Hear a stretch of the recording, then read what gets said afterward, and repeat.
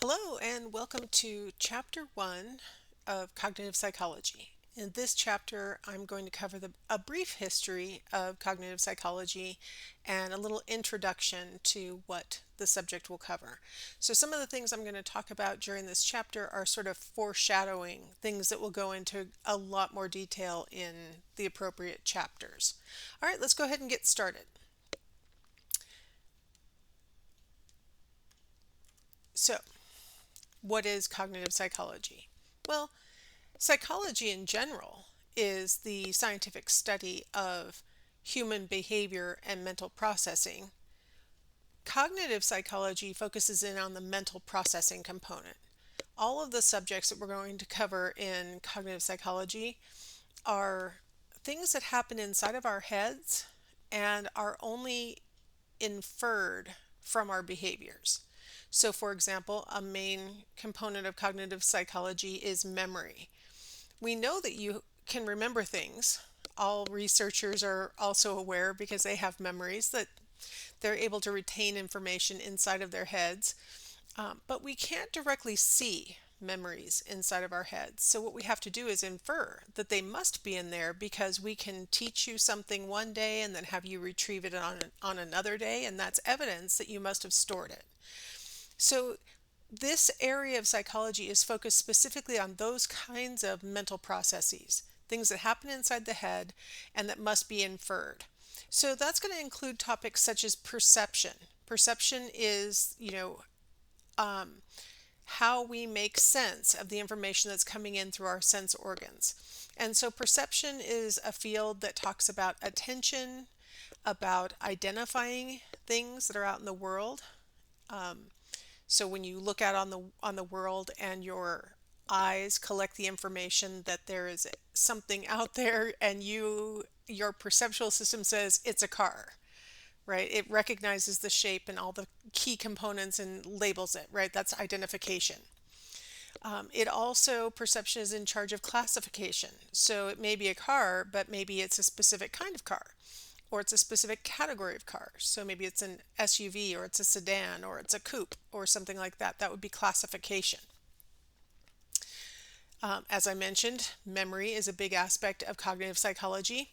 And in this area, we're going to talk about our ability to remember things immediately. So, for example, something that just happened, like, for example, what did I give as an example of identification?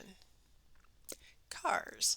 That's in your immediate memory, right? That's something that happened so recently that you probably were still holding it from just those moments previously. Long term memory gets into issues of material that you may remember over days or weeks or years or decades. Autobiographical is a subset of memory that's talking about your immediate and long term memory for things that have happened to you. And so those are specific memories that are kind of unique in the sense that you have a subject matter that lends itself really well to you remembering it, and that subject matter being yourself. And then another aspect of memory that we'll talk about are all of those distortions that occur when we're trying to remember things.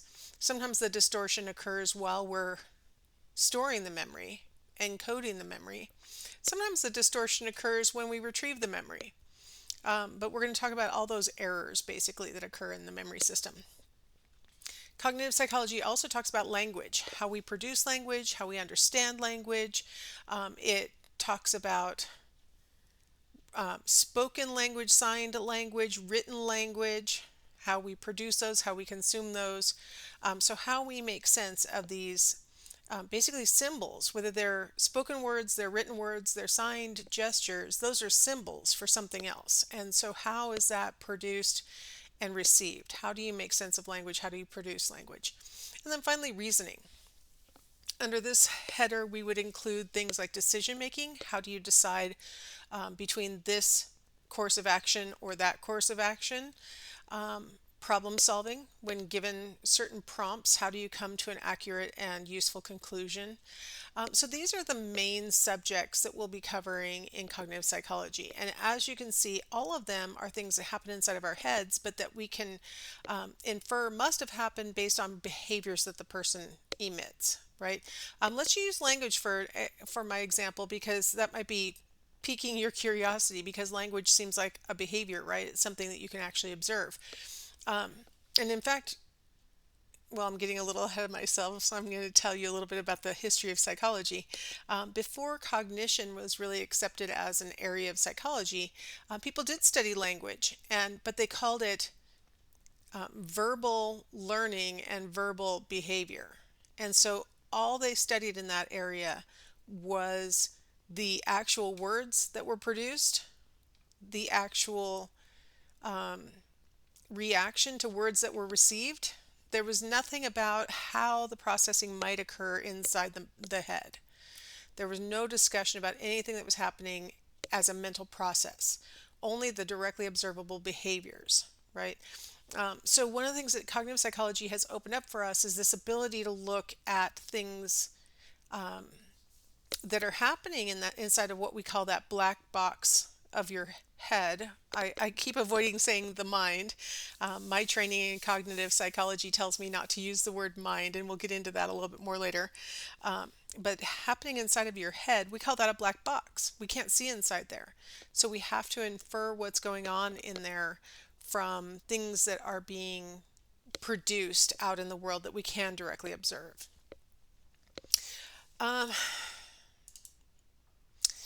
So, cognitive psychology is a component of a larger field called cognitive science.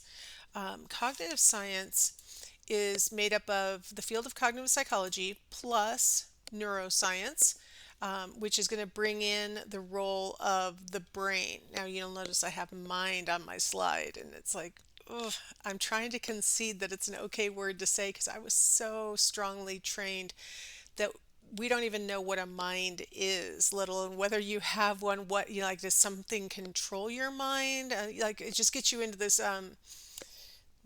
rabbit hole of possibilities of, as you start digging, you might find more problems. And so I was always trained not to use the word mind. Modern, and I'll say I'm not as modern because I graduated with my PhD in cognitive psychology, more than 25 years ago. So I'll say more modern people who have graduated in like the last 10 years, they're a lot more casual about using the word mind than I am. It's just a habit. They sort of trained me out of using the word mind, and then now it's hard for me to reintroduce it. So neuroscience is looking at the relationship between these mental processes and the actual physical brain.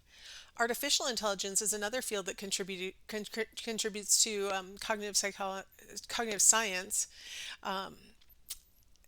Here we have a lot of research that is using the computer as a model for human mental processes, right? So the computer is not intended in this area to be a substitute for human mental processes. It's being used as a model because we can see inside the black box of the computer. We know what kind of programming, what kinds of switches are being flipped, things like that inside of a computer. And so for decades, researchers have been using computers as models for things like how our memory works, how a decision is efficiently made, these kinds of things. And so now in modern, like within the past, I'll say in the 2020s, the decade of the 2020s, artificial intelligence has finally become free and open to anyone to try and use, right? ChatGPT plus others that have started to emerge. And so more of us are starting to get a little bit of insight into what artificial intelligence can produce, right? Something that has access to lots of information, compiling it together in strategy that's been provided by the user. Write a paper for me on the evolution of cognitive psychology, and it'll write a pretty coherent sort of in the style you ask. If you tell it to write it in APA format or you ask it to write it in the voice of Homer Simpson, it'll do a pretty good job of fulfilling those demands. The good news for teachers, such as myself, a lot of people have been worried that students won't really write anything anymore. They'll just use artificial intelligence. The good news is artificial intelligence doesn't go very deep in its writing. And so, generally, even if I don't notice that it's a ChatGPT generated thing, I'll probably have some criticisms for it, and I'll have some point deductions for it because the report is not, showing enough understanding. And so artificial intelligence is a great window, and it shows you how maybe a novice might understand something, as opposed to somebody who truly understands the information. And so it's a beautiful component of cognitive science to use a computer to model how people must think. Anthropology also contributes to cognitive science. They've really made a lot of inroads in studying mental processes through the lens of culture. Historically, psychology has been very much a Western and especially American endeavor, like US endeavor. Probably Canada came, so I'll say North American, because Canada's really started to contribute to psychology really heavily, probably in the 1960s and since. And of course, there are European countries that have contributed to psychology. Those of you who know your history of psychology at all are going, wait, wasn't it founded in Germany? And yeah, obviously, and we had Pavlov came from Russia, and I mean, we have a lot of inputs from different cultures, but the main bulk of most ongoing research has been conducted mostly in North America, and so little Western Europe. And so we have a pretty narrow lens of human behavior and mental processes in the field of psychology. And cognition, one good thing about cognition is that the field of cognitive science, the field of cognitive psychology have been really spearheaded very strongly out of Western Europe. So at least it's not completely a North American thing like a lot of fields in psychology tend to be.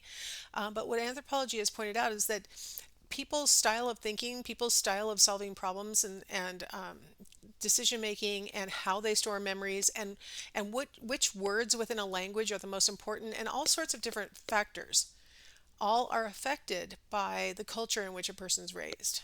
And so you're going to hear a lot of things in this class that you might think are just this is how a person's mind works or this is how mental processes work. And in actuality, there are some variations in how people from different parts of the world approach those same behaviors or mental processes. Linguistics contributes to cognitive science. Really, this piggybacks really well with anthropology because one of the big differences between cultures is the language that is used, and language tells us a lot about the mental processes that a person is going through. I just saw a meme, so yeah, it wasn't a meme, it was a reel that I was watching, and it had a man from Italy and his fiance. The fiance was recording, and the man was saying that he hurt his, I'll say in English, toe, but he was calling it he hurt the finger of his foot, and it was cracking his fiance up that he didn't know that that's just called a toe. And then he said, "Oh, I thought just the big one is called the toe, and that the rest are called the fingers of your feet." Well, in most languages, toes are called, if you directly translate it to English, are called fingers of the feet. So that's not an unusual name for what he was talking about. What's actually unusual is having one word called toe. But the way that, so if you call your toes finger of the feet, you might actually think differently about your toes than if you call your toes toes. Those two different words. Fingers connote something different to the speaker, don't they? Like fingers can move independently. Fingers can grab things. Fingers can point. Fingers can do a lot of things.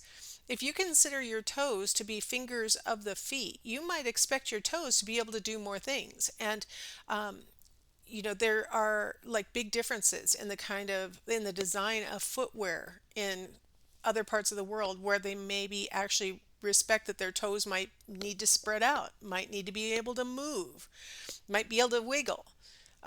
Whereas if you think that they're just feet and toes are just stuck to your feet, you might think, well, encase them in something nice and firm and keep them in place. And so different attitudes about something as dumb as fingers of the feet versus toes might impact how you think about things, and maybe even how you design things, and then how you use things, and so on.